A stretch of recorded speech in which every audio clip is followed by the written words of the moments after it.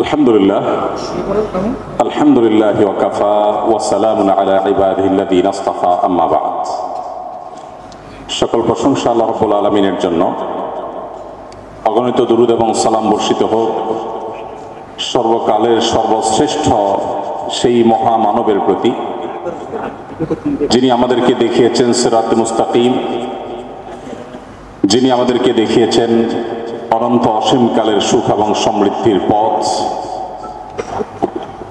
যিনি আমাদের নির্দেশ করেছেন সরল এবং সুন্দর তথা হেদায়েতের পথ। সেই সাথে দুরূদ এবং শান্তি বর্ষিত হোক তার সকল পরিবারের সদস্য, তার সকল সাহাবী সহচর এবং কিয়ামত পর্যন্ত আগত সকল ঈমানদার নারী পুরুষ সকলের প্রতি। আল্লাহুম্মা সাল্লি আলাইহিম আল্লাহুম্মা বারিক আলাইহিম।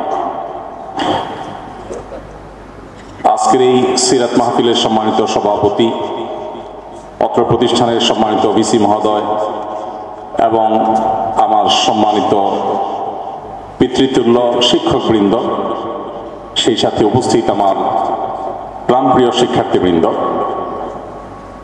আজ আমি অত্যন্ত আনন্দিত, অত্যন্ত পরিতৃপ্ত। আল্লাহ রাব্বুল আলামিনের দরবারে লাখো কোটি শুকরিয়া জ্ঞাপন করছি যে আজ আমি বুয়েটের যে জায়গায় দাঁড়িয়ে কথা বলছি, এই বুয়েট আবরার ফাহাদ সহ অনেক শিক্ষার্থীর জন্য গর্বিত।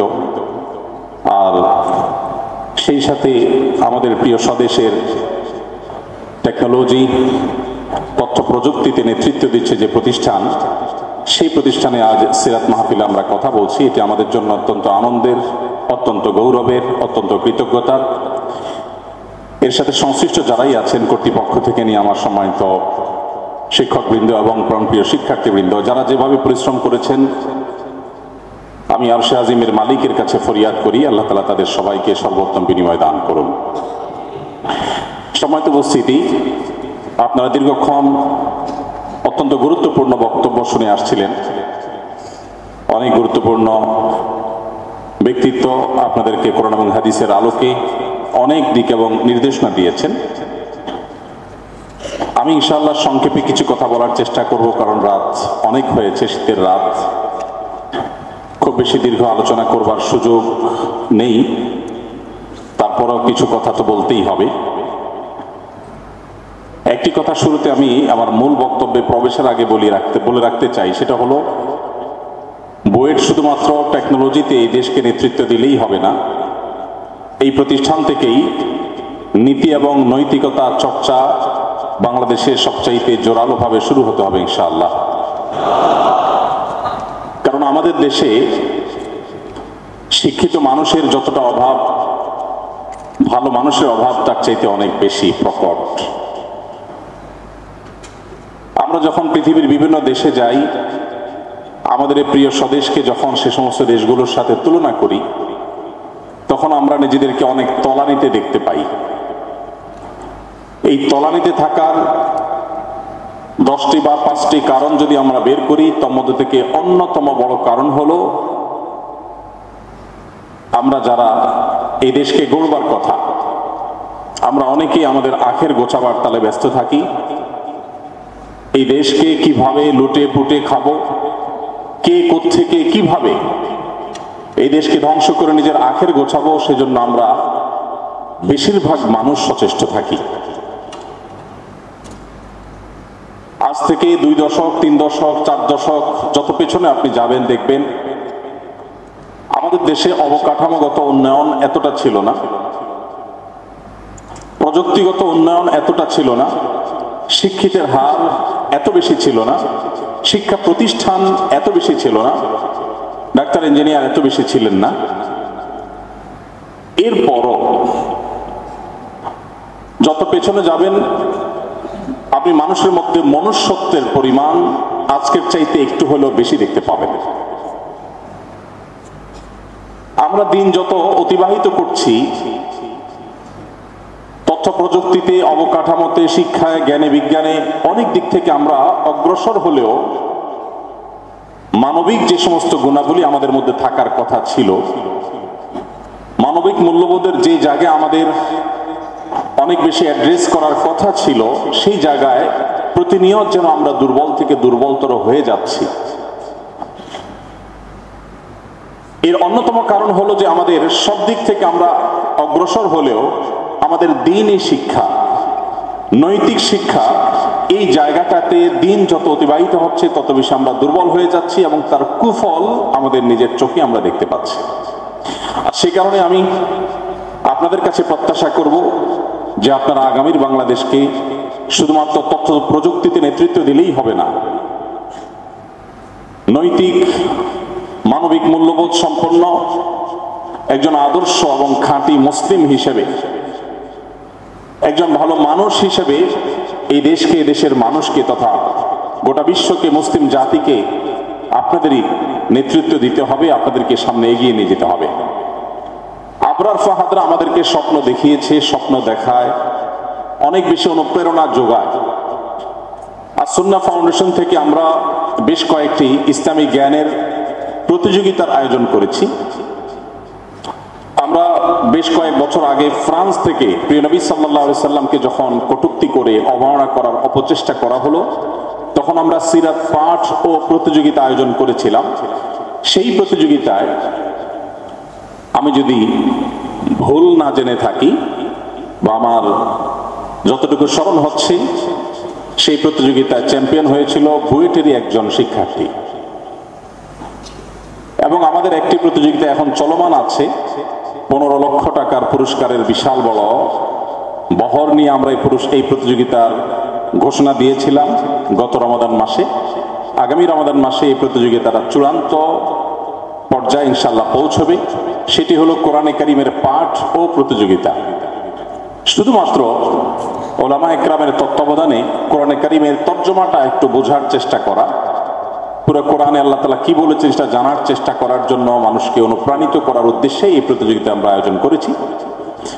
আগামীকাল অর্থাৎ রাত পোহালে নভেম্বরের শেষ জুমার দিন হিসাবে আমাদের 5ম ধাপের কম্পিটিশন হবে ইনশাআল্লাহ। অনলাইনে আমরা পরীক্ষা নিয়ে থেকে আপনারা অনেকে জানেন, এবং সর্বশেষ ধাপ রমাদানের আগে হয়ে যাবে। আর রমাদানের শেষ সপ্তাহ, শেষ জুমাবার বাদ ফজর ইনশাআল্লাহ পুরা কোরআন থেকে কম্পিটিশন হবে। সেই কম্পিটিশনে, ফাইনাল কম্পিটিশনে যে কেউ অংশগ্রহণ করতে পারবে, এবং সেখান থেকে 3 জনকে আমরা ফাউন্ডেশনের খরচে ইনশাআল্লাহ উমরা করাবার সিদ্ধান্ত গ্রহণ করেছি। আরো বিপুল পরিমাণ পুরস্কার থাকছে। এত গল্প বলার মূল উদ্দেশ্য হলো, এই কম্পিটিশনেও বেশিরভাগ ক্ষেত্রে আমরা দেখেছি যে প্রত্যেকটি ধাপেই আমাদের বুয়েটিয়ান ভাইয়েরা, এমনকি বুয়েটান বোনরা আমাদের চ্যাম্পিয়নের মুকুটগুলো বেশিরভাগ ক্ষেত্রে দখল করে রেখেছেন। এই একটি বিষয় দেখে আমি খুব বেশি অনুপ্রাণিত এবং আমি খুব বেশি আশাবাদী যে আমরা বাংলাদেশের সাধারণ মানুষ যারা আছি, যারা আপনাদের দিকে আমরা চেয়ে আছি, আমরা যখন পৃথিবীর বিভিন্ন দেশে যাই, প্রিয় স্বদেশটা যখন অনেক তলানিতে দেখতে পাই, তখন আমাদের অনেক কষ্ট লাগে, তখন আমাদের অনেক দুঃখ হয়। আমরা কেন এত পিছিয়ে? আমাদের দেশে মানুষ এত উদ্যমী, এত পরিশ্রমী, অন্য অনেক দেশে মানুষের মতো অলস নয়। তারপরও আমরা কেন এতটা পিছিয়ে? এই কেনর যত কারণ বের হবে, তার মধ্যে থেকে অন্যতম বড় কারণ হলো আমাদের দেশের বেশিরভাগ মানুষ বা উল্লেখযোগ্য সংখ্যক মানুষ, তারা কোনোভাবে দুর্নীতি করার সুযোগ পেলে সেই সুযোগটা তারা হাতছাড়া করতে চান না। প্রিয় স্বদেশটাকে কুরে কুরে যে যেভাবে পারেন, উল্লেখযোগ্য সংখ্যক মানুষ সেভাবে এটাকে খেয়ে শেষ করেন।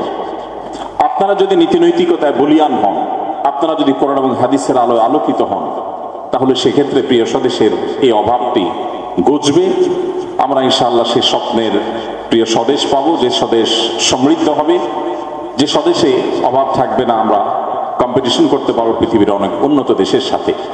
তো আমরা যে সেই আগামীর পথেই হাঁটছি, দ্বীনি ক্ষেত্রে, ধর্মীয় ক্ষেত্রে, এমনকি ইসলামিক জ্ঞানের কম্পিটিশনগুলোতে আমাদের বুয়েটিয়ান ভাইদের বোনদের যে চলমান অগ্রসরতা আছে, তাদের একের পর এক যে আমরা দেখতে পাচ্ছি যে তাদের ভালো ভালো জায়গাগুলো তারা দখল করছেন, এখান থেকে আমার আশা হয়, আমি স্বপ্ন দেখি যে সেদিন বোধহয় বেশি দূরে নয়, যেদিন আমাদের কষ্টগুলো ঘুচে যাবে, এই দেশ দুর্নীতিমুক্ত হবে, এই দেশ আলোকিত হবে, পৃথিবীর অন্যান্য দেশের মতো আমরা ইনশাআল্লাহ ভালো একটা জায়গায় যেতে পারবো। আল্লাহ তাআলা আমাদের সবাইকে সেই তৌফিক দান করুন। সম্মানিত ভাইরা, প্রিয় নবী সাল্লাল্লাহু আলাইহি সাল্লামের জীবনী নিয়ে নানামুখী আলোচনা আপনারা শুনেছেন, তার জীবনের বিভিন্ন দিক নিয়ে আপনারা কথা শুনেছেন। আমি একটি সুনির্দিষ্ট দিকের উপর কিছু কথা বলতে চাই, আর সেটি হলো আজ গোটা বিশ্বে আমরা যারা নিজেদেরকে মুসলমান পরিচয় দেই, আমাদেরকে যে কয়েকটি বিষয় দিয়ে সবচেয়ে বেশি আঘাত করা হয়, তার মধ্যে থেকে একটি হলো ইসলাম তথা মুসলমানদেরকে আমাদের মা বোনদের মুখোমুখি দাঁড় করাবার একটা চেষ্টা বিভিন্ন প্রান্তে আপনারা দেখতে পাবেন। আমাদের স্বদেশেও আছে, দেশের বাইরেও আছে। আমি আজ সেজন্য প্রিয় নবী সাল্লাল্লাহু আলাইহি সাল্লামের যে অবদান আছে বিশ্ব মানবতার প্রতি, তার মধ্যে থেকে এই জায়গাটাতে ফোকাস করতে চাই, সংক্ষেপে কিছু কথা আরজ করতে চাই যে আমাদের প্রিয় নবী সাল্লাল্লাহু আলাইহি ওয়াসাল্লাম নারী মুক্তিতে তিনি কি অবদান রেখেছেন, তিনি নারী জাতিকে কোন জায়গায় পেয়েছিলেন এবং কোন জায়গায় রেখে গেছেন। আমরা শুধুমাত্র এই তুলনাটা আপনাদের সামনে আজ উপস্থাপন করতে চাই। আমরা যারা ইতিহাসের পাঠক, কম বেশি আমরা সবাই জেনে থাকব যে প্রিয় নবী সাল্লাল্লাহু আলাইহি সাল্লামের আবির্ভাবের পূর্বে, তার আত্মপ্রকাশের পূর্বে, তখনকার আরব সমাজে নারীর যে অবস্থান ছিল, সেই অবস্থানটা কোরআনে কারীমের বিভিন্ন জায়গায় আল্লাহ তাআলা উল্লেখ করেছেন। আমরাও কম বেশি সবাই জানি। আমি শুধুমাত্র কয়েকটি পয়েন্ট আকারে বলতে চাই। প্রিয় নবী সাল্লাল্লাহু আলাইহি সাল্লাম যেই সমাজে এসেছেন, যেই পৃথিবীতে এসেছেন, ওই পৃথিবীতে বিশেষ করে আরবদের মধ্যে একটা প্রথা ছিল যে নারী হিসাবে জন্মগ্রহণ করার কারণে বাবা মায়ের সম্পদে বা কারোর সম্পদে, স্বামী হোক, বাবা হোক, ছেলে হোক কিংবা অন্য কেউ হোক, কারোর সম্পদে নারীর কোনো প্রকার উত্তরাধিকার পাওয়ার সুযোগ ছিল না। নারীর জন্য কোনো হিস্সা রাখা ছিল না কোনো সম্পদে। এবং তখন বলা হতো যারা যুদ্ধের জন্য উপযুক্ত তারাই শুধুমাত্র পরিত্যক্ত সম্পদের ভাগ পাবে, অন্য কেউ নয়। নবী করিম সাল্লাল্লাহু আলাইহি সাল্লামের আবির্ভাবের পূর্বে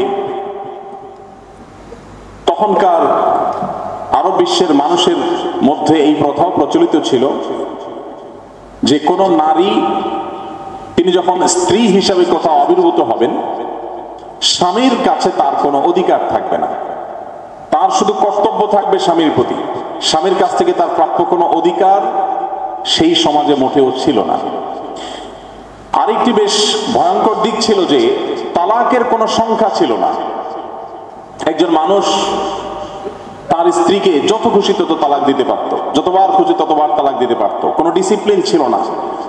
জাস্ট একটা হাতের পুতুল নিয়ে মানুষ যেরকম খেলা করে, নিজের ঘরের স্ত্রীকে নিয়ে সেভাবে মানুষ তামাশা করতে পারত, যা খুশি তা করতে পারত। আবু দাউদে বর্ণিত এক হাদিসে নবী করিম সাল্লাল্লাহু আলাইহি সাল্লামের আবির্ভাবের পূর্বের মক্কার মুশরিকদের অবস্থা বর্ণিত হয়েছে যে তখন বিবাহেরও কোনো সংখ্যা নির্ধারিত ছিল না, যার যা খুশি তা সে করতে পারত। মাতৃজাতিকে এমন একটি জায়গায় তখনকার মানুষজন রেখে দিয়েছিল যেন একটি ঘরের যত আসবাবপত্র আছে, একজন মানুষের 10টি সম্পদ যেরকম আছে, তার যে সম্পত্তি আছে এরকম সম্পদ নয়, তার যে সম্পত্তি আছে অন্য 10টি, সেরকম একটি সম্পত্তি মনে করা হতো নারীকে। এবং সেজন্য তার সাথে আচরণ করা হতো একজন মানুষ হিসাবে নয়। একজন মানুষের তখনকার সবচেয়ে দামি সম্পদ ছিল বিভিন্ন রকমের মূল্যবান পশু। সবচেয়ে বড় মূল্যবান অ্যাসেট মনে করা হতো পশুকে, ঘোড়া, ওট, বকরি, বিভিন্ন রকমের পশুকে। নারীকে অনেকটা সেই জায়গায় তখনকার মানুষজন দেখত। প্রিয় ভাইরা আমার, প্রিয় নবী সাল্লাল্লাহু আলাইহি সাল্লাম যে সমাজে এসেছেন সেই সমাজে মাসিক হলে একটা পর্যায়ে এসে সে নারীদেরকে গোয়ালের অন্যান্য যে সমস্ত চতুষ্পদ জন্তু ছিল, পশু ছিল, সেই সমস্ত পশুদের সাথে গোয়ালে রাখা হতো অনেক সমাজে। অর্থাৎ স্বামী তার নিজের ঘরে রাখার উপযুক্ত তখন মনে করতো না।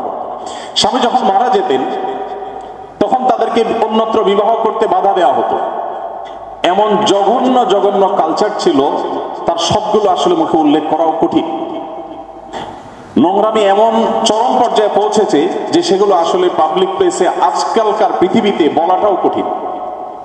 তার একটি শুধুমাত্র উল্লেখ করার মতো, কোন মানুষ যখন মারা যেত, তার যত সন্তান আছে, তার যদি কোনো স্ত্রী থাকতো, অন্য স্ত্রীর গর্ভে জন্ম নেওয়া ছেলেরা সেই বাবার রেখে যাওয়া স্ত্রী অর্থাৎ সৎ মাকে বিবাহের জন্য সবচেয়ে বেশি অগ্রাধিকার মনে করত তখনকার সমাজ। কারণ বাবা যে সমস্ত সম্পদ রেখে গেছে, সম্পত্তি রেখে গেছে, অ্যাসেট রেখে গেছে, মনে করত বাবার স্ত্রী এই সৎ মাও একটা অ্যাসেট, অতএব ছেলে যেহেতু বাবার অন্যান্য অ্যাসেটের মালিক হয়, সেই হিসাবে এটারও সে মালিক। নোংরামি কোন পর্যায়ে ছিল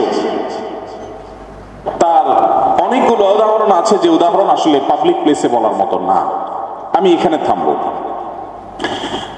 সর্বশেষ যে পয়েন্টটি বলতে চাই তা আপনাদের সবার জানা আছে। আল্লাহ রাব্বুল আলামিন কোরআনে কারিমে বলেছেন, وَإِذَا بُشِّرَ أَحَدُهُمْ بِالْأُنثَى ظَلَّ وَجْهُهُ مُسْوَدًّا وَهُوَ كَظِيمٌ يَتَوَارَى مِنَ الْقَوْمِ مِنْ سُوءِ مَا بُشِّرَ بِهِ। আল্লাহ সুবহানাহু ওয়া তাআলা বলেছেন, যখন কাউকে বলা হতো যে তোমার কন্যা সন্তান হয়েছে, এই সংবাদ শোনা মাত্র তার মুখ কালো হয়ে যেত এবং সে লুকোচুরি করতে থাকতো, লোকচক্ষুর আড়ালে যাওয়ার চেষ্টা করত, মানুষের সামনে লোকালয়ে আসতে চাইতো না। কেন? কারণ তার কন্যা হয়েছে, এই লজ্জা সে মুখ লুকাতে চাইত। আল্লাহ রাব্বুল আলামিন কোরআনে কারিমে বলেছেন, ওয়াইদাল মাউউদাতু সুইলাত বিআইয়ি যামবিন কুতিলাত। বারবার এই সূরা আমরা তেলাওয়াত করি, নামাজে শুনি, পাঠ করি। সেই তখনকার বর্বরতার চিত্র কোরআনে আল্লাহ উল্লেখ করে বলেছেন, তোমরা স্মরণ করো সেই কিয়ামতের কথা, যেদিন অপরাধী বাবাকে জিজ্ঞাসা করা হবে যে তোমার কন্যাকে যে তুমি জীবন্ত পুঁতে ফেলেছিলে, কবরে পুঁতে ফেলেছিলে জীবন্ত কন্যাকে, মিথ্যা প্রলোভন দিয়ে কবর খুঁড়ে সে কবরের পাট থেকে নিজের কন্যাকে নিজে হাতে ধাক্কা দিয়ে ফেলে দিয়ে মাটি চাপা দিয়ে মেরে ফেলেছিলে, কি অপরাধ ছিল সে মেয়ের? এই জবাব দিতে বাধ্য করা হবে যখন অপরাধী পিতাকে তোমরা স্মরণ করো সেই দিনের কথা। প্রিয় নবী সাল্লাল্লাহু আলাইহি ওয়াসাল্লাম যে সমাজে এসেছেন, সেই সমাজে নারীর অবস্থা ছিল এমন। হয়তো আর অনেক দীর্ঘ আলোচনা করা যেত, কিন্তু আমি এখানে শেষ করছি। ইসলাম নারীকে কি দিয়েছে, প্রিয় নবী সাল্লাল্লাহু আলাইহি ওয়াসাল্লাম বিশ্ব মানবতার জন্য কি রেখে গেছেন, সেই তুলনা বা সে আলোচনা করা ততক্ষণ পর্যন্ত যথার্থ হবে না যতক্ষণ পর্যন্ত আমরা সেই 1450 বছর আগের সামাজিক বাস্তবতাকে অনুভব না করব।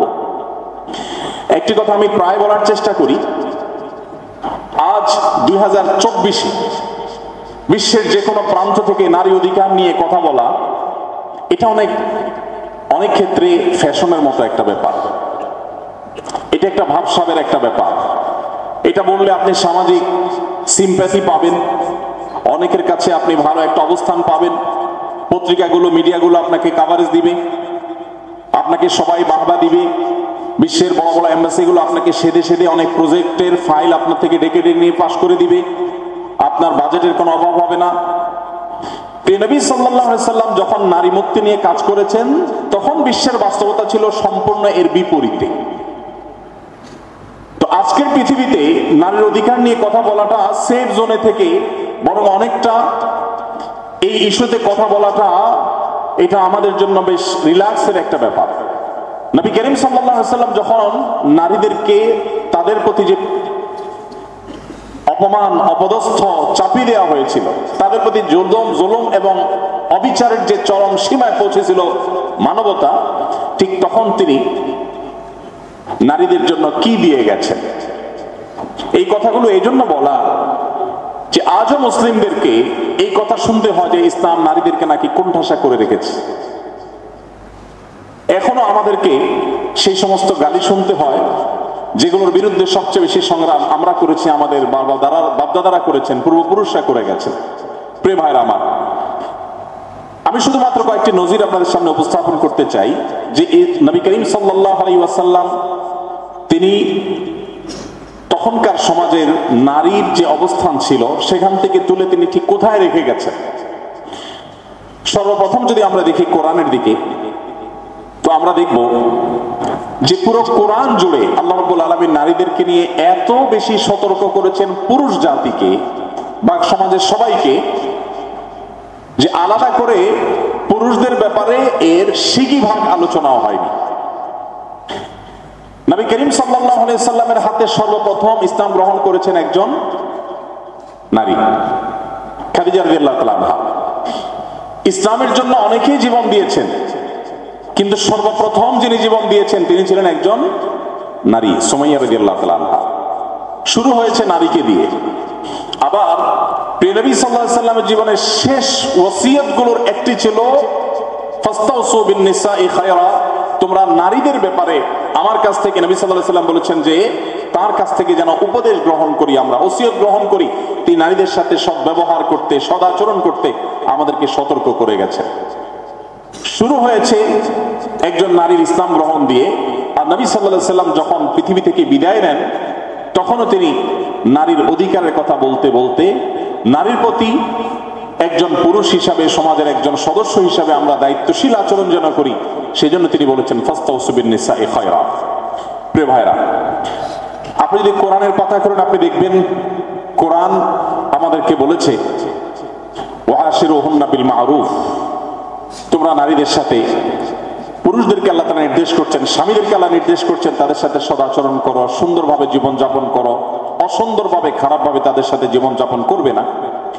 আল্লাহ রাব্বুল আলামিন বলছেন ওয়ালাহুন্না মিথলুল্লাযী আলাইহিন্না, মেয়েদের উপর কর্তব্য যেমন আছে তাদের অধিকারও আছে। অতএব তোমরা যারা তাদের কর্তব্যগুলো নিয়ে খুব বেশি সজাগ, তাদের অধিকারগুলোর ব্যাপারেও তোমরা সজাগ থাকবে, তাদের প্রাপ্য রয়েছে। আল্লাহ রাব্বুল আলামিন কোরআনে বলেছেন ফালা তা'দুলুহুন, কোন নারীর যখন স্বামী মারা যায় তখন তিনি বা তালাক প্রাপ্ত হন, তখন তিনি অন্যত্র বিবাহ বসতে গেলে, অন্য কারোর সাথে বিবাহ করতে গেলে তাকে তোমরা বাধা সৃষ্টি করবে না। দুর্ভাগ্যজনক বাস্তবতা হলো যে আজও আমাদের সমাজে কোন তালাক প্রাপ্ত নারী বা কোনো বিধবা নারী অন্যত্র বিবাহ তার হতে গেলে সমাজে নানা রকম কটু কথা বলার লোক এখনো আছে। আপনি কোরআন যদি খোলেন দেখবেন নারীদের সম্পর্কে সতর্ক করে আল্লাহ আমাদেরকে বলেছেন ওমাত্তিউহুন্না আলাল মুসিআ কাদারুহু আলাল মুকতিরি কাদারুহু, কোন কারণে যদি বিচ্ছেদ হয়ে যায়, তালাক হয়ে যায়, তাহলে খবরদার তোমরা যারা সচ্ছল তারা তাদের সামর্থ্য অনুযায়ী, যারা অসচ্ছল তারা তাদের অবস্থা অনুযায়ী তোমাদের সে তালাকপ্রাপ্তা স্ত্রীদের ভরণ পোষণ, ইদ্দত শেষ হওয়া পর্যন্ত সেটার বন্দোবস্ত তোমরা করবে। আল্লাহ রাব্বুল আলামিন আরো নির্দেশ করেছেন আমাদেরকে আসকিনুহুন্না মিন হাইসু সাকানতুম মিন ওয়াজিদিকুম, তোমরা যেরকম বাসায় বসবাস করো, তোমরা যেরকম লাইফস্টাইল মেনটেন করো, তালাক হয়ে গেলেও, তালাকের আগে তো বটেই, এমনকি বিচ্ছেদ হয়ে গেলেও তোমরা তোমাদের স্ত্রীদের ইদ্দত পালন শেষ হওয়ার আগ পর্যন্ত ঠিক সেই রকম তোমাদের মতো করে সেরকম বাসা বাড়ি, সেরকম থাকার ব্যবস্থা এবং সেরকম জীবন যাপনের ব্যবস্থা তোমরা করবে, এটা তোমাদের কর্তব্য। আল্লাহ সুবহানাহু ওয়া তাআলা আরো বলেছেন ওয়ালা তুদাররুহুন্না লিতুদাইয়িকু আলাইহিন্না, মেয়েদের সিদ্ধান্ত গ্রহণ করবার যে স্বাধীনতা শরীয়ত তাদেরকে দিয়েছে সেখানে কোনো প্রকার সংকীর্ণতা তোমরা সৃষ্টি করবে না। আল্লাহ রাব্বুল আলামিন আরো বলেছেন ওয়াআতুন নিসা সাদাকাতিহিন্না নিহলা, বিবাহের পর তোমরা মেয়েদের মহর সন্তুষ্ট চিত্তে তাদের প্রাপ্য অধিকার হিসাবে আদায় করে দিবে। আল্লাহ রাব্বুল আলামিন আরো বলেছেন ওয়াআতুহুম মিন মালিল্লাহিল্লাযী আতাকুম, আল্লাহ তাআলা তোমাদেরকে যে সম্পদ দিয়েছেন সেখান থেকে তাদেরকে তাদের প্রাপ্য সম্পদ বুঝিয়ে দাও। আল্লাহ সুবহানাহু ওয়া তাআলা বলেছেন হুন্না লিবাসুল লাকুম ওয়া আনতুম লিবাসুল লাহুন, শুধু তাদের উপরে চাপালে হবে না, তারা যেরকম তোমাদের জন্য পোশাক তুল্য তোমরাও তাদের জন্য পোশাক তুল্য। আল্লাহ তাআলা আরো বলেছেন ফালা তাবগু আলাইহিন্না সাবিলা, তোমাদের স্ত্রীদের ব্যাপারে তাদের বিরুদ্ধে কোন প্রকার ক্ষতি সাধন করবার জন্য, তাদের অধিকার খর্ব করার জন্য কোন পথ অনুসন্ধান করার চেষ্টা তোমরা করতে যাবে না। আল্লাহ তাআলা বলেছেন লা ইয়াহিল্লু লাকুম আন তারিথুন নিসাআ কারহা, কোন নারীর পরিত্যক্ত সম্পদ জবরদখল করা, ভাই হয়ে বোনের সম্পদ মেরে দেওয়া, স্বামী হয়ে স্ত্রীর সম্পদে দখলদারিত্ব প্রতিষ্ঠা করা, খবরদার এই কাজটি তোমরা কেউ করতে যাবে না। আল্লাহ সুবহানাহু ওয়া তাআলা বলেছেন লা তা'দুলুহুন্না লিতাযহাবু বিবা'দি মা আতাইতুমুহুন, তোমরা স্ত্রীকে মোহর হিসেবে যা দিয়েছ বা উপহার উপঢৌকন হিসেবে যা দিয়েছ তাদের প্রাপ্য অধিকার হিসাবে যা দিয়েছ, ছলে বলে কৌশলে সেটা নেওয়ার জন্য ফন্দি ফিকির আবার করতে যাবে না। আল্লাহ রাব্বুল আলামিন বলেছেন ফাইমসাকুম বিমারুফ আও তাসরিহুম বিইহসান, সংসার করতে হলে সুন্দরভাবে ভদ্রলোকের মতো তাদের সাথে সুন্দর আচরণ করে সংসার করবে, অথবা বিচ্ছেদ করতে চাইলে সেটাও সুন্দরতম উপায়ে তোমাকে শরিয়া সম্মতভাবে কোনো প্রকার অনিষ্ট করা ছাড়া, দুরাচরণ করা ছাড়া সেটি করতে হবে। প্রিয় ভাইরা আমার, এভাবে যদি শুধুমাত্র নারীদের সম্পর্কে সমাজের সাধারণ সর্বস্তরের মানুষকে আলাদা আলাদা যে নির্দেশগুলো আল্লাহ তাআলা করেছেন, নবী সাল্লাল্লাহু আলাইহি সাল্লামের উপর যে ওহী নাযিল করেছেন, সেগুলো যদি আমরা বলতে থাকি তাহলে বহর আরো অনেক বড় হয়ে যাবে। আমি এখানে শেষ করছি। নবী সাল্লাল্লাহু আলাইহি সাল্লাম বলেছেন, আমরা সবাই কম বেশি জানি, খায়রুকুম লিআহলি, তোমাদের ভিতরে সবচেয়ে ভালো মানুষ কে? আমি একটা কথা প্রায় বলি, আমাদের দেশে চারিত্রিক সনদপত্র দেওয়ার জন্য অথরিটি হলো আমাদের জনপ্রতিনিধিরা, আমাদের কমিশনার, মেম্বার সাহেব, চেয়ারম্যান সাহেবরা আমাদের চারিত্রিক সনদ দেন। অথচ আমাদের নামে মামলা মোকদ্দমা আছে কিনা, আমাদের বিরুদ্ধে কোনো অভিযোগ আছে কিনা, গোয়েন্দা সংস্থার কোনো তথ্য আছে কিনা, বা সামাজিক কোনো অপরাধের কোনো তথ্য, কোনো রেকর্ড আছে কিনা, এগুলো বড়জোর তারা বলতে পারে। নবী সাল্লাল্লাহু আলাইহি সাল্লামের এই হাদিসের দিকে তাকালে আমরা দেখি যে না, চারিত্রিক সনদপত্র দেওয়ার অধিকার বা রাইট আসলে সবচেয়ে বেশি হলো স্ত্রীর। নবী সাল্লাল্লাহু আলাইহি সাল্লাম বলেছেন খায়রুকুম লিআহলি, তোমাদের মধ্যে সবচেয়ে ভালো মানুষ সে যে তার স্ত্রীর কাছে ভালো। অর্থাৎ কোন পুরুষ যদি বুক টান টান করে এই কথা বলার সৎ সাহস রাখে যে আমার স্ত্রী আমাকে এজ এ মানুষ, ভালো মানুষ, এই কথার সার্টিফিকেট দিবে, স্বীকৃতি দিবে, সে পুরুষ আল্লাহর কাছেও ভালো, আল্লাহ রাসূলের কাছেও ভালো, মুসলিম হিসেবেও ভালো। আর যদি এই কথা বলার মতো বুকে সাহস না থাকে, তাহলে সেক্ষেত্রে তার ভালো মানুষই নিয়ে যথেষ্ট সন্দেহ আছে। আমরা অনেকেই বাহিরে ভালো, কিন্তু আমাদের বাসা বাইরের চৌহদ দিতে আমরা অনেকে কিন্তু ভালো না। আমি এই জন্য প্রায় বলার চেষ্টা করি, যারা বিবাহিত আছেন তারা বাসায় গিয়ে মিসেসকে জিজ্ঞাসা করবেন যে নবী করিম সাল্লাল্লাহু আলাইহি সাল্লাম বলেছেন সবচেয়ে ভালো তোমার কাছে যদি হতে পারে তাহলে নাকি আসলে আমি ভালো, অ্যাকচুয়ালি আমার অবস্থানটা তোমার কাছে কি, আমি মানুষটা কেমন, এটা জিজ্ঞেস করলে উত্তরে যদি আপনি হাসি পান, রিপ্লাইতে যদি হাসি পান, তাহলে বুঝবেন যে অবস্থা খারাপ। কারণ আপনার স্ত্রী যদি আপনাকে উত্তরে হেসে দেন, তাহলে তার মিনিং হবে যে তুমি মানুষ কেমন, এটা জিজ্ঞেস করতে আসছো। এর উত্তর দিয়ে আমি আবার কোনটার সম্মুখীন হই?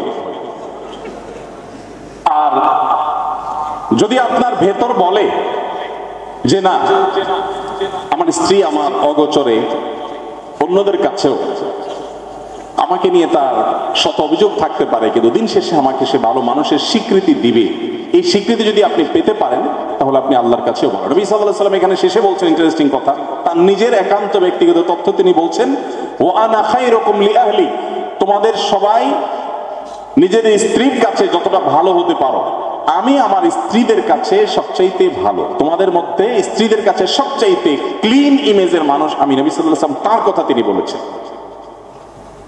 ভাইরা আমার, নবী সাল্লাল্লাহু আলাইহি সাল্লামের আপনারা জানেন তার অনেক স্ত্রী ছিল।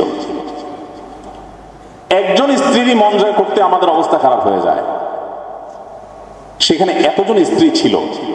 আপনি সিরাত গ্রন্থগুলো যদি অধ্যয়ন করেন, খোলেন, পড়েন, দেখবেন এমনকি অমুসলিমদের লেখা নবী সাল্লাল্লাহু আলাইহি সাল্লামের জীবন চরিত্র যদি আপনি পড়েন, আপনি বিস্মিত না হয়ে পারবেন না। তার ব্যাপারে তার কোনো স্ত্রীর বিন্দু মাত্র কোনো অনুযোগ, কোনো অভিযোগ, কখনো কোনো নেতিবাচক মন্তব্য বা অপ্রাপ্তির কোনো কথা আপনি দেখাতে পারবেন না। সবাই তারপর সন্তুষ্ট। তিনি কোনোদিন কোনো নারীর গায়ে হাত তোলেননি। বদর যুদ্ধের, উহুদ যুদ্ধের একটা ঘটনা, এক সাহাবীকে নবী করিম সাল্লাল্লাহু আলাইহি সাল্লাম তার তরবারি দিয়েছিলেন, যাও শত্রুপক্ষের সঙ্গে লড়াইয়ে লিপ্ত হও। নবী করিম সাল্লাল্লাহু আলাইহি সাল্লামের তরবারি দেওয়াটা ছিল তার জন্য একটা অনুপ্রেরণা যে নবীজি তার তরবারি আমাকে দিয়েছেন। তিনি অতিরিক্ত শক্তি এবং অতিরিক্ত সাহস তিনি অনুভব করছিলেন। যখন তিনি লড়াই করছিলেন উহুদ যুদ্ধের একটা পর্যায়ে আমরা জানি যে মুসলমানরা বেশ কোণঠাসা ছিলেন। ঠিক ওই সময়টাতে তিনি দেখতে পেলেন যে দূর থেকে কোনো একজন মানুষ মুসলিমদেরই কোনো একজন সদস্যকে হত্যা করবার পর তার বুক কেটে তার কলিজা বের করে চিবাচ্ছে। এরকম একটা যে আমি যখন দেখলাম এই অপরাধ সংগঠনকারী একজন নারী, আমি ভাবলাম আমার নিজের তরবারে দিয়ে তাকে আঘাত করতে পারতাম। আমার যে নবীজি সাল্লাল্লাহু আলাইহি সাল্লাম কোন নারীকে কখনো আঘাত করেন, তার এই তরবারি দিয়ে এই নারী যত অপরাধী হোক, নবীজির তরবারি দিয়ে আঘাত এটা আমি করব না। আমার বিবেক সায় দেয়নি। শির তরবারি প্রবার জায়গায় রেখে তিনি ফেরত চলে আসলেন। প্রিয় ভাইয়ের আমার, সেই নবী সাল্লাল্লাহু আলাইহি সাল্লামের আনিত দ্বীনকে যখন আমাদের মা বোনদের মুখোমুখি দাঁড় করানো হয়, তখন মুসলিম হিসাবে আমাদের নতুন করে জানার তাগাদা অনুভব হয়, প্রয়োজন হয় যে নারীকে ইসলাম কি দিয়েছে, প্রিয় নবী সাল্লাল্লাহু আলাইহি সাল্লাম কোথায় রেখে গেছে। প্রিয় ভাইয়ের আমার, নবী করিম সাল্লাল্লাহু আলাইহি সাল্লাম তাকে জিজ্ঞাসা করা হয়েছিল আপনার কাছে সবচেয়ে প্রিয় মানুষকে, মনুষ্য জগতের সদস্যদের মধ্যে সবচেয়ে প্রিয় লোকটা আপনার কাছে কে? তিনি তাও একজন নারীর কথা বলেছেন, আয়েশা রাদিয়াল্লাহু তাআলা আনহা। তিনি বলেছেন আমার কাছে দুটো জিনিস প্রিয়, তার একটি হলো সালাত নামাজ, আরেকটি হলো সুগন্ধি, আরেকটা হলো তিনটি জিনিস, আরেকটি হলো নারী। এই নারী প্রিয় হওয়ার মানে হলো বাবা এবং মায়ের মধ্যে আমি মাকে প্রায়োরিটি দেই, ভাই এবং বোনকে স্নেহ করার ক্ষেত্রে আমি বোনকে স্নেহ করাটাকে অগ্রাধিকার দেই, ছেলে এবং মেয়ের ক্ষেত্রে মমতা স্নেহের ক্ষেত্রে আমি মেয়েকে অগ্রাধিকার দেই। সব ক্ষেত্রে নারীকে অগ্রাধিকার দেওয়াটা আমার ভালো লাগার মতো একটা বিষয়। প্রিয় ভাইয়ের আমার, নবী করিম সাল্লাল্লাহু আলাইহি সাল্লাম সেই জাহিলি সমাজের বুকের উপর দাঁড়িয়ে নারীকে তার জীবন সঙ্গী নির্বাচনের শতভাগ অধিকার দিয়েছেন। ইসলামী শরিয়ার দৃষ্টিকোণ থেকে কোন নারী তার জীবন সঙ্গী হিসাবে কাকে গ্রহণ করবেন না করবেন এটা একান্তই তার ব্যক্তিগত ব্যাপার। এমনকি ওই নারীর জন্মদাতা বাবা মার জন্য এই রাইট ইসলাম রাখে নাই যে তারা তাকে বাধ্য করবেন অমুককে তোমার বিবাহ করতে হবে। এই অধিকার ইসলাম বাবা মাকেও দেয়নি। নবী করিম সাল্লাল্লাহু আলাইহি ওয়াসাল্লাম তার একটা প্রসিদ্ধ হাদিসের কথা আমরা জানবো, অনেকে জেনে থাকবো, যে তিনি বলেছেন কোন ব্যক্তি তার তিনটি কন্যা সন্তান অথবা তিনটি বোন যদি তার ঘরে থাকে, তার বাড়িতে থাকে, অথবা কারোর যদি তিনটি না থাকে দুটিও থাকে, দুটি কন্যা বা দুটি বোন যদি কারোর থাকে এবং তাদের সাথে যদি সে সদাচরণ করে, ন্যায়নিষ্ঠ আচরণ করে, তাদের প্রতি কোন প্রকার জুলুম অবিচার না করে, কোনো বৈষম্য না করে, অধিকার খর্ব না করে, তাহলে সেক্ষেত্রে এই যে তাদেরকে সুন্দর করে লালন পালন করলো, দ্বীনি তারবিয়াত তাদেরকে দিল, তাদের অধিকার দেয়াতে কোনো প্রকার কার্পণ্য করলো না, ত্রুটি করলো না, নবী সাল্লাল্লাহু আলাইহি সাল্লাম বলেছেন এই ব্যক্তির জান্নাতের নিশ্চয়তা থাকবে, সে ব্যক্তি জান্নাতে প্রবেশ করবে। আপনারা কোরআন হাদিসে অনেকেই কম বেশি পড়েছেন, আমিও পড়েছি। আমি কোরআনের কোনো জায়গায় অথবা হাদিসের কোনো জায়গায় পাইনি যে এই যে হাদিসে মাত্র দুটি কন্যা সন্তান জন্ম দেওয়ার পর, দুটি কন্যা সন্তানের গর্বিত পিতা মাতা হতে পারলে তাদের জন্য জান্নাতের যে গ্যারান্টির কথা বলা আছে, এই দুইটির বিপরীতে আমরা যারা ছেলে আছি, 1 ডজন ছেলে লালন পালন করলে জান্নাতের বারান্দায়ও যাওয়া যাবে, এরকম কোন হাদিস আমার জানা নাই। পুরো কোরআনে কোথাও আপনি সূরাতুর রিজাল বা পুরুষ সংশ্লিষ্ট সূরা এরকম কোন সূরার কথা আপনারা কেউই জানেন না, আমিও জানি না, নাই। কিন্তু সূরাতুন নিসা আছে। সূরাতুন নিসা মানে কি? নারী সংশ্লিষ্ট সূরা, এবং এই সূরাটা কোরআনের সবচেয়ে বড় সূরাগুলোর একটি, বহু পৃষ্ঠা ব্যাপী, দীর্ঘ আয়তনের সূরা। শুধু এই সূরাই নয়, সূরা তালাক, সূরা তাহরিম, মেয়েদের বিধিবিধানগুলোকে বর্ণনা করার জন্য আল্লাহ তাআলা আরো কয়েকটি সূরা সুনির্দিষ্ট করে রেখেছেন। প্রিয় ভাইরা আমার, নবী করিম সাল্লাল্লাহু আলাইহি সাল্লাম নারীদের হজকে জিহাদ বলেছেন, যে আমরা পুরুষরা জিহাদে শামিল হয়ে আল্লাহর সন্তুষ্টি অর্জন যতটা করতে পারবো, নারীরা শুধুমাত্র যদি হজ করতে যায়, নারী হিসাবে হজ করতে যাওয়াটা তার জন্য নানা রকম কষ্টের হয়, অনেক বেশি পরিশ্রম সেখানে থাকে, নারী হিসাবে অনেক সময় তাদের কষ্টের কারণ হয়, পর্দা মেনটেন করতে গিয়ে তাদেরকে এক্সট্রা হ্যাসেল নিতে হয়। তো এই যে তারা অতিরিক্ত কষ্ট করে, নবী করিম সাল্লাল্লাহু আলাইহি সাল্লাম তার বিনিময়ে তাদের হজকে জিহাদের সমতুল্য বলেছেন, বাট পুরুষদের হজকে জিহাদের সমতুল্য বলা হয়। ঠিক একইভাবে কোন নারী আল্লাহ রাব্বুল আলামিন কর্তৃক প্রদত্ত প্রাকৃতিক তার যে দায়িত্ব আছে, সন্তান গর্ভে ধারণ করা, সন্তান প্রসব করা, সন্তান গর্ভধারণ করার পর এই কষ্টের পর যদি যদি সন্তান প্রসব করতে গিয়ে কোনো মা মারা যান, নবী করিম সাল্লাল্লাহু আলাইহি ওয়াসাল্লাম তার সে মৃত্যুকে শাহাদাতের মৃত্যু হিসেবে উল্লেখ করেছেন।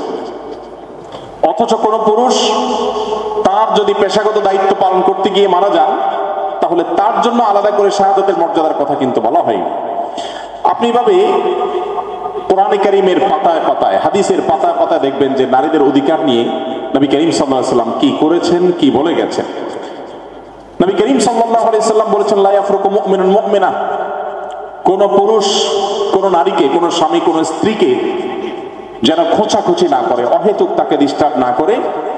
ইন কারিহা মিনহা খুলুকুন রাদিয়া মিনহা আখার, যদি তার স্ত্রীর কোনো কিছু তার খারাপ লাগে, নিশ্চয়ই তার অন্য কিছু আছে যেটা তার ভালো লাগা কাজ করবে। হয়তো তার রান্নাটা ভালো নয়, তার চরিত্রটা হয়তো ভালো, হয়তো তার একটা জিনিস খারাপ, নিশ্চয়ই তার আরেকটা জিনিস ভালো আছে। অতএব সে ভালোটা দেখে খারাপটা থেকে যেন সে বেঁচে থাকে। নবী করিম সাল্লাল্লাহু আলাইহি সাল্লামের হাদিস থেকে যদি আমরা উপমা দিতে যাই তাহলে রাত পোহায় যাবে। এত শত শত হাদিস আছে, কোনটা রেখে আমরা কোনটা নেব, কোনটা কোট করব সেটা আসলে চয়েস করাই কঠিন। নবী করিম সাল্লাল্লাহু আলাইহি ওয়াসাল্লামের হাদিসের পাশাপাশি কোরআনেও পাতায় পাতায় মেয়েদের সম্পর্কে, আপনারা জানেন কোরআনে কারীমে আল্লাহ রাব্বুল আলামিন মৌলিক সব আদেশ নিষেধগুলোর কথা বলেছেন। একেবারে যে সমস্ত ছোটখাটো বিষয়গুলো আছে সেগুলোর ব্যাখ্যা করবার দায়িত্ব নবী সাল্লাল্লাহু আলাইহি ওয়াসাল্লামকে দেওয়া হয়েছে, হাদিসের মাধ্যমে সেগুলো এসেছে। কোরআনে কারীমে মৌলিক কথাগুলো বলা আছে, সেই মৌলিক কথা বলার জায়গা কোরআনে আমরা শুধুমাত্র 10-20টা উদাহরণ দিলাম যে পুরুষদেরকে বা সমাজকে নারীদের সম্পর্কে আল্লাহ কতগুলো সতর্ক করেছে। আরেকটি সতর্ক হলো নারীদের চরিত্র এবং সম্ভ্রম রক্ষা করবার জন্য আল্লাহ তাআলা নির্দেশ করেছেন, কুল্লিল মুমিনিনা ইয়াগুদ্দু মিন আবসারিহিম ওয়া ইয়াহফাযু ফুরুজাহুম। হে রাসূল, ঈমানদার পুরুষদেরকে বলে দিন তারা যেন তাদের দৃষ্টিকে সংযত রাখে মেয়েদের প্রতি, যাতে তারা লোভাতুর দৃষ্টিতে তাকিয়ে তাদের সম্ভ্রমকে নষ্ট না করে। হয়তো কোনো মেয়ে, তাকে মুখে কেউ টিজ করছে না, মুখে কেউ উত্ত্যক্ত করছে না, শারীরিকভাবে কেউ হেনস্থা করছে না, কিন্তু মনে মনে তাকে নিয়ে যে বাজে কল্পনা জল্পনা, এটা যদি কেউ করে তাহলে সেও আল্লাহর খাতায় অপরাধী হবে। পৃথিবীর সমস্ত সমাজ নারীকে শারীরিক বা মানসিকভাবে হেনস্থা করলে সেটাকে অপরাধ বলে, কিন্তু মনে মনে নারীকে নিয়ে কেউ বাজে কল্পনা করলে সেটাকে পৃথিবীর কোনো সভ্যতা, কোনো সমাজ, কোনো আদালত, কোনো বিচার, কোনো জায়গা, কোনো দেশ এটাকে কখনো অপরাধ বলে না। অথচ নবী সাল্লাল্লাহু আলাইহি সাল্লাম যে শরিয়া আমাদের জন্য রেখে গেছেন, সেই শরিয়ার একটা অন্যতম সৌন্দর্য হলো যে এখানে নারীকে শুধুমাত্র তার ফিজিক্যাল এবং মানসিক হ্যারাসমেন্ট থেকে মুক্তি করা হয়নি, মানসিকভাবে মনে মনে, মনের জগতে আপনি কোনো নারীকে রেপ করলেও সেটাকেও আল্লাহ তাআলা অপরাধ হিসেবে কাউন্ট করে কিয়ামতের ময়দানে তার বিচার আল্লাহ তাআলা করবে। যেই মনে বাজে কল্পনাটা আপনি করেছেন সেটা মুখে যদি উচ্চারণ করতেন সেটা নিশ্চয়ই তিনি সহ্য করতেন না, কিন্তু তিনি যেহেতু জানেন না সেহেতু আপনাকে ধরতে পারেন না, আল্লাহ তাআলা সেটাকে বন্ধ কাউন্ট করবেন। এই জন্য আল্লাহ তাআলা বলেছেন পুরুষদেরকে তোমাদের দৃষ্টিকে তোমরা সংযত করো, নারীর সম্ভ্রমকে রক্ষা করার জন্য আল্লাহ তাআলা এটি বলেছেন। কোন নারীকে যদি কেউ মিথ্যা অপবাদ দেয়, ছেলেদেরকেও মিথ্যা অপবাদ দেওয়া হয়, এবং এই আয়াতের আলোকে সারা বিশ্বের সব উলামা ইকরাম সব মুফাসসিরুন একমত যে এটা নারী পুরুষ সকলের জন্য প্রযোজ্য, কিন্তু আলাদা করে নারীদের কথা বলা হয়েছে কারণ আমাদের সমাজে এখনো পর্যন্ত আমরা এই তথাকথিত আধুনিক বিশ্বেও আমরা দেখতে পাই যে নারীদের চরিত্রের উপরে যত দ্রুততার সাথে কালিমা লেপন করা হয়, ছেলেদের চরিত্রের উপর তত দ্রুততার সাথে কালিমা লেপন করা হয় না। এই জন্য আল্লাহ তাআলা বলেছেন, ওয়াল্লাযীনা ইয়ারমুনাল মুহসানাত, কোন সতী সাধবী নারীকে যদি তার চরিত্র খারাপ এরকম কোন উক্তি কেউ করে, বাজে মন্তব্য কেউ করে, সুম্মা লাম ইয়াতু বিআরবাআতি শুহাদা, এরপর যদি 4 জন সাক্ষী সে উপস্থিত করতে না পারে, অপারগ হয়, অর্থাৎ যদি প্রমাণ করতে না পারে, তাহলে ফাজলিদুহুম 80 জালদা, ইসলামী দণ্ডবিধিতে, ইসলামিক বিচার ব্যবস্থায় ওই লোককে 80 বেত্রাঘাত করার নির্দেশ আল্লাহ তাআলা করেছেন। শুধু তাই নয়, কোরআন কারীমে আল্লাহ তাআলা আরো বলেছেন, এইরকম দোষে দোষী অর্থাৎ কোন নারীর চরিত্রে কালিমা লেপন করে সেটাকে প্রমাণ করতে পারে নাই এমন ব্যক্তিকে আল্লাহ তাআলার লানত তার উপরে বর্ষিত হয়, এবং তার সাক্ষ্য ওই শরিয়া আদালত আর কোনোদিন গ্রহণ করবে না। ভাইরা আমার, একই অধিকার পুরুষেরও আছে। ইসলাম পুরুষদের জন্য রেখেছে যে আপনি কাউকে মিথ্যা অপবাদ কারো চরিত্রের উপর দিতে পারবেন না। বিশেষ করে সোশ্যাল মিডিয়ার এই যুগে আমরা তো কারোর ব্যাপারে মন্তব্য করতে আমাদের একটু বুক কাঁপে না। সামান্য একটু কোন রকম অজুহাত পেলেই, বিশেষ করে যদি প্রতিপক্ষ হয়, তাহলে তার কোনো কথাই নেই। আমাদের অনেক ভাইরা আছেন যে একজন মানুষ যার সাথে আমার আদর্শিক দ্বন্দ্ব আছে, যার সাথে আমার আদর্শিক মতপার্থক্য আছে, ধরা যাক তিনি আমার শত্রুতার জায়গা, তারও যদি কোনো ইস্যু পাওয়া যায়, তখন সেটা তিলকে তাল বানিয়ে, সম্ভব হলে তিলকে কাঁঠাল বানিয়ে আমরা উপস্থাপন করি, এবং এটাকে কোনো দোষ বিষয় মনে করি না। অথচ একজন ইমানদার আল্লাহর সামনে তাকে দাঁড়াতে হবে, তিনি তার সেই জবাবদিহিতার বোধ থেকে তিনি কখনো কারোর প্রতি অবিচার করতে পারেন না। কোরআনে কারীমে আল্লাহ তাআলা বলেছেন, ওয়ালা ইয়াজরিমান্নাকুম শানাআনু কওমিন আল্লা তা'দিলু ই'দিলু হুয়া আকরাবু লিত-তাকওয়া। তোমার শত্রুর সাথে তুমি শত্রুতা বশত জুলুম করবার অধিকার আল্লাহ তাআলা তোমাকে দেন নাই। তোমার শত্রু হতে পারে কেউ, প্রতিপক্ষ হতে পারে কেউ, তার প্রতিও আল্লাহ তাআলার নির্দেশ হলো তুমি ইনসাফ করবে, সেক্ষেত্রে তুমি অবিচার করবে না। প্রিয় ভাইরা আমার, কোরআনে কারীমে আল্লাহ রাব্বুল আলামিন নারীদের অধিকার নিয়ে যত কথা বলেছেন, আমি তার দীর্ঘ ফিরিস্তি আর টানতে যাচ্ছি না। সর্বশেষ যে পয়েন্টটি আমি বলে শেষ করতে চাই সেটি হলো, নারীদের পরিত্যক্ত সম্পদে যে হিস্সা রেখেছে, এটা নিয়ে আমাদের সমাজে সবচেয়ে বেশি আলাপ আছে।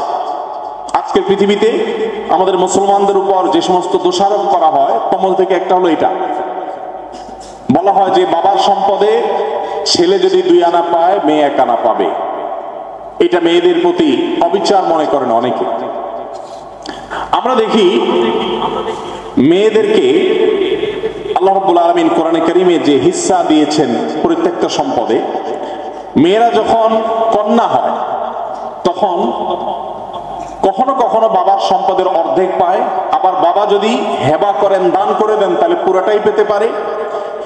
আর যদি 2 এর অধিক কন্যা থাকে কোনো বাবার এবং অন্য কেউ আর ভাই না থাকে, তাহলে সেক্ষেত্রে তারা বাবার সম্পদের 2/3 তারা শুধুমাত্র ওয়ারিস হিসাবে পায়। এছাড়া বাবা জীবন